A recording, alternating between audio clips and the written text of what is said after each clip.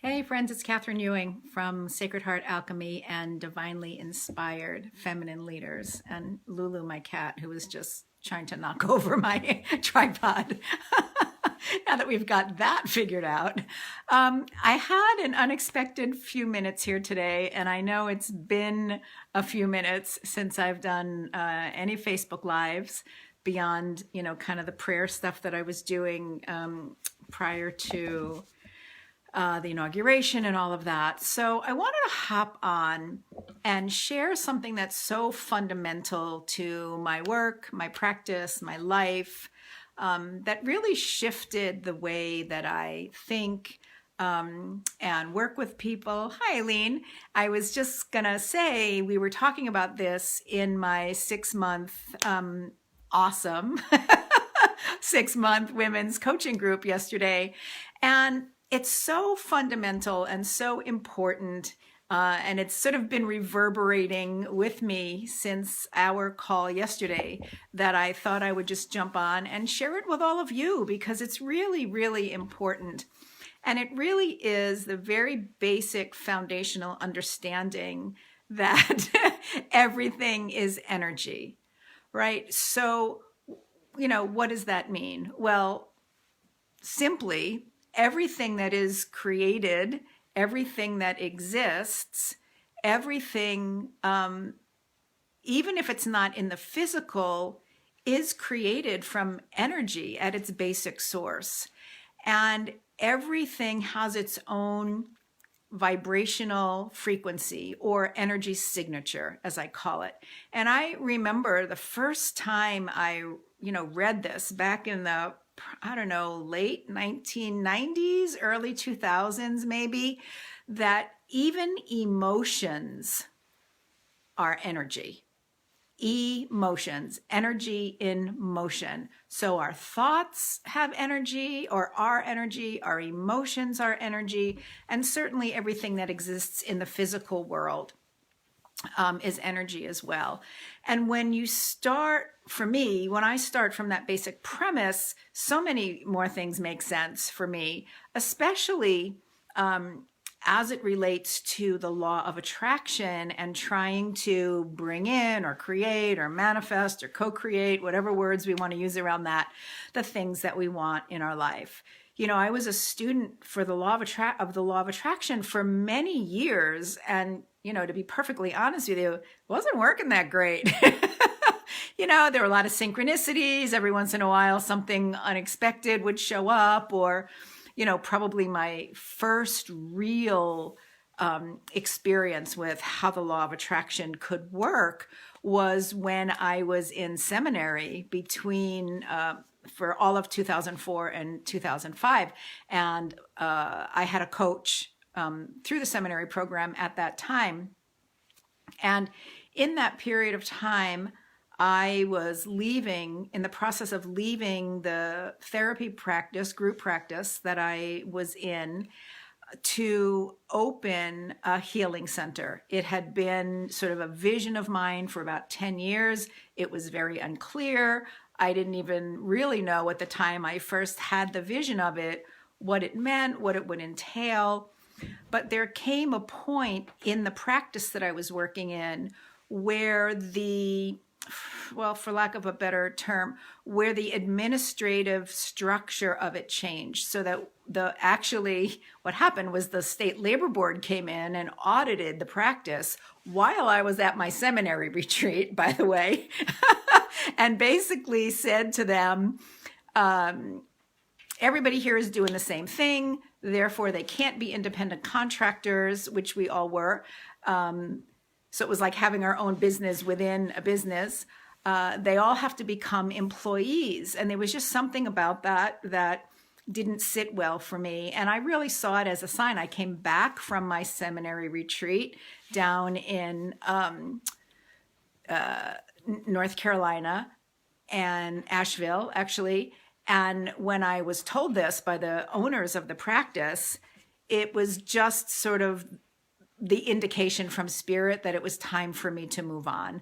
So I made my decision, pretty much then and there, that I was going to be leaving the practice. It wasn't news to them. This had sort of been percolating for some time, but this was kind of like, okay, here is, the universe giving me a really clear message that it's time for me to move on and open this healing center. So that happened, and I'm out looking at spaces and, trying to find just the right location and number of rooms and size and, to accommodate all of the different things that I wanted to do without really ever having run a business before or done any of that. So I was really kind of flying by the seat of my pants. And I was talking to my coach, seminary coach, who was also a law of attraction coach at that time. And she said, I was telling her, we looked at this space and it was this many square feet and it had this many rooms and, yada, yada, yada, yada. We'd have to get new, put in new rugs, all of the external details, right? All of the specifics about the space itself. And she said, whoa, hold on. Let me just invite you to work with this a little bit differently. So she took me into a guided meditation to focus not so much on the details, the specifics, the mind stuff, but really how it would feel to be in that space with the people coming and holding the kind of events I imagined holding, and, the idea of, building community, which I love. And, it just really filled my heart. I think I probably even had tears running down my face, as we were doing this guided imagery.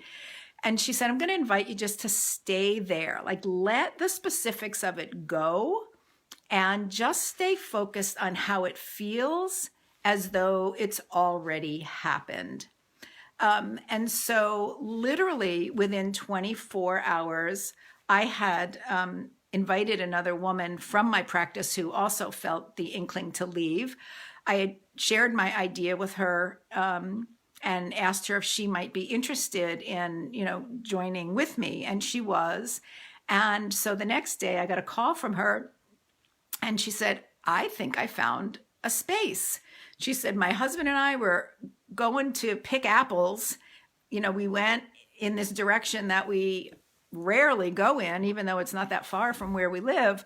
And we happened to see this lease sign on a building, and the owner happened to be there. He's actually my eye doctor now. His office is in the building right next to it, but he owned the buildings in this little complex. And so within 24 hours, she called me, we set up a time, we went to look at the space, and it was exactly what we needed.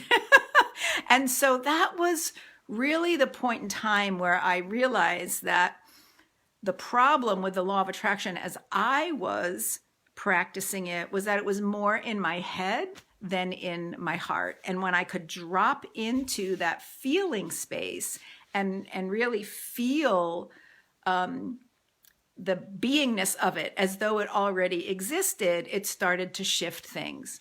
The other piece for me that is really, really important was the recognition of, I talked about personal energy signature, in the title of this. And what I mean by that is, again, going back to this idea that even our emotions, everything is energy, and emotions are energy. So if you look at the emotional guidance scale, it starts the denser emotions are things like depression and despair and powerlessness and guilt. And interestingly enough, I don't think shame is on that list, but I would put shame at the very bottom. Unworthiness, right? And you can sort of feel the heaviness and the density of those. And then, there's like 22 different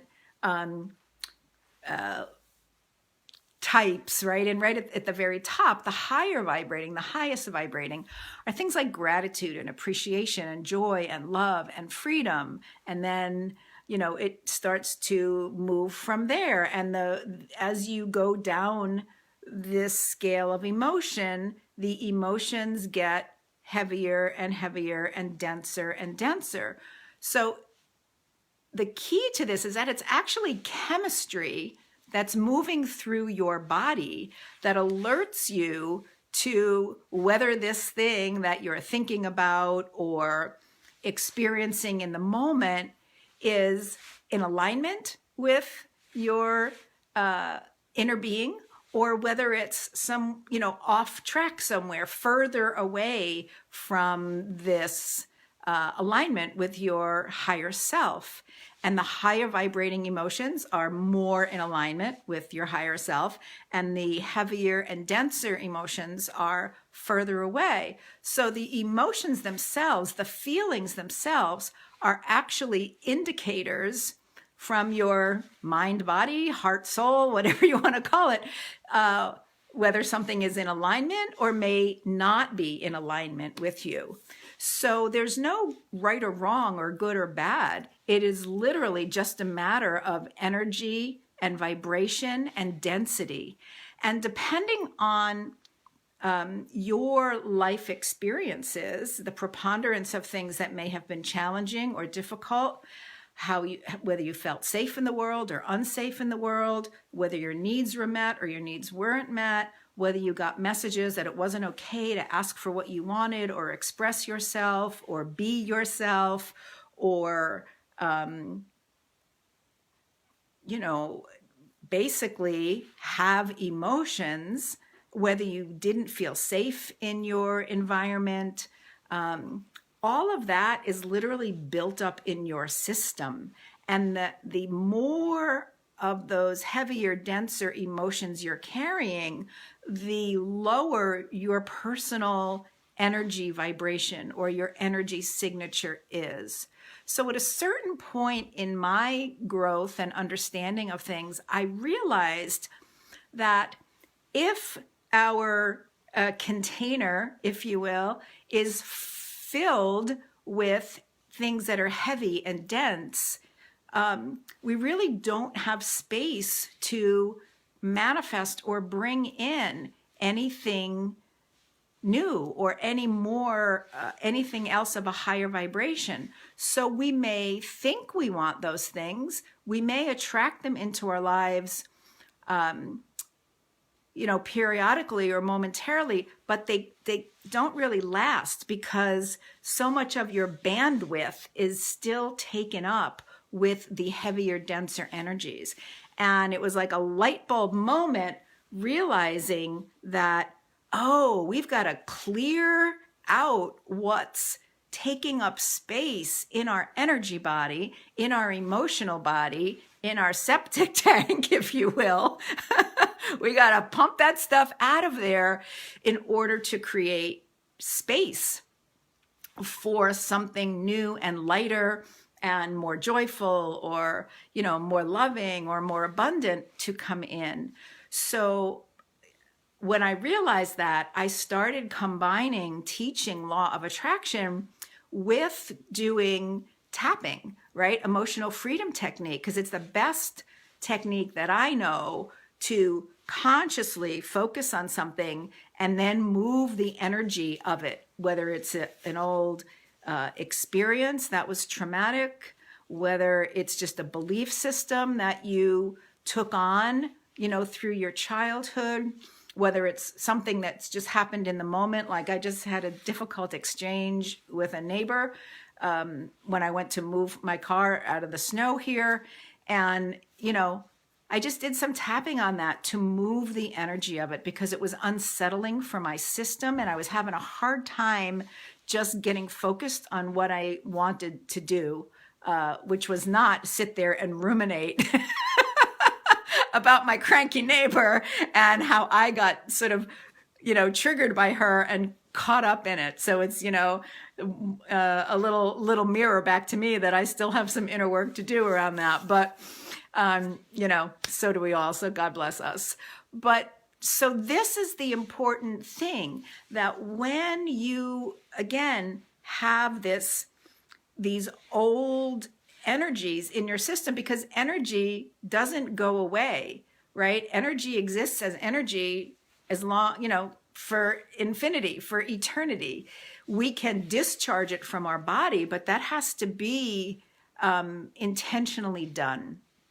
So when you start to do the work, whether it's through EFT or other kinds of, energy psychology techniques or, healing techniques, Reiki or theta healing or, serenity vibration, lots of things that I'm trained in, you start to move those heavier, denser energies and their associated triggers out of your system so that you can then raise your own vibrational frequency as you create space for things that are more joyful, things that are more abundant, things that are more flowing and fluid and accessible.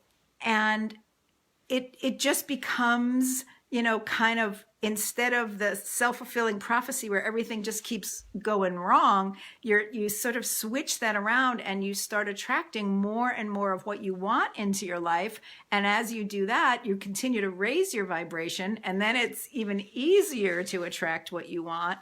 And it really becomes this beautiful self-fulfilling prophecy in a different way. I sometimes, thanks Eileen, I sometimes say to my, clients or, even just people that I'm talking to that, in this case, gratitude, which is one of the highest, vibrations, if you can place yourself in a space of gratitude and appreciation, you are automatically raising your vibration. And if you can hold that for as little as 17 seconds, science shows that it starts to change what's going on literally within your cells. It's really very powerful stuff. This isn't woo-woo.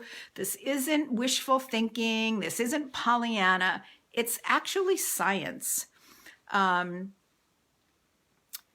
I say, I say to people that waking up every day committed to find things to be grateful for is just like going on a scavenger hunt for higher vibrations, because the more you look for things to be grateful for, the more things you find to be grateful for. It's, I talk about spiritual eyesight, instead of, your eyes sort of being downcast, maybe looking, at street level where there might be trash or, just things that are not very beautiful or appealing, or maybe even just shifting your eyes a little bit and there's flowers or, there's a beautiful, pristine snow, or lifting your eyes further and seeing, more of the beauty of nature. So there's this sort of, when we're in a space of gratitude, for me, there's sort of this spiritual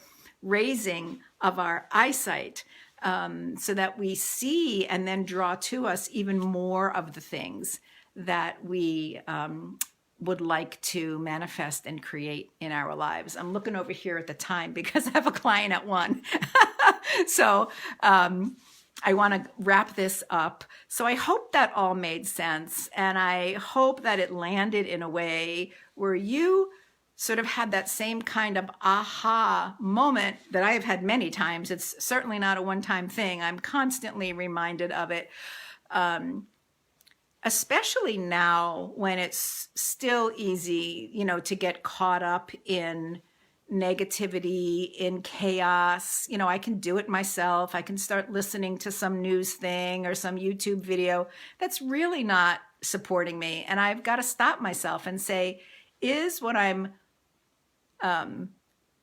watching or thinking or saying right now or doing right now, raising my vibrational frequency or lowering my vibrational frequency? Because at the end of the day, it comes back to you. There's everything could be going on in the world, but it's where you're choosing to place your attention and to give your energy that's going to impact your vibrational frequency to the greatest degree. So anyway, that's it for today. It was nice to get back on and just kind of riff. I hope you found this helpful. And I promise to be back on again sooner than I have been. Oh, look who's here. I'm just going to bring this little girl to say hi. She doesn't really like to be held, but she's crawling all around the tripod here. So before it falls over, I'm going to say goodbye. Have a beautiful day, and I'll see you soon.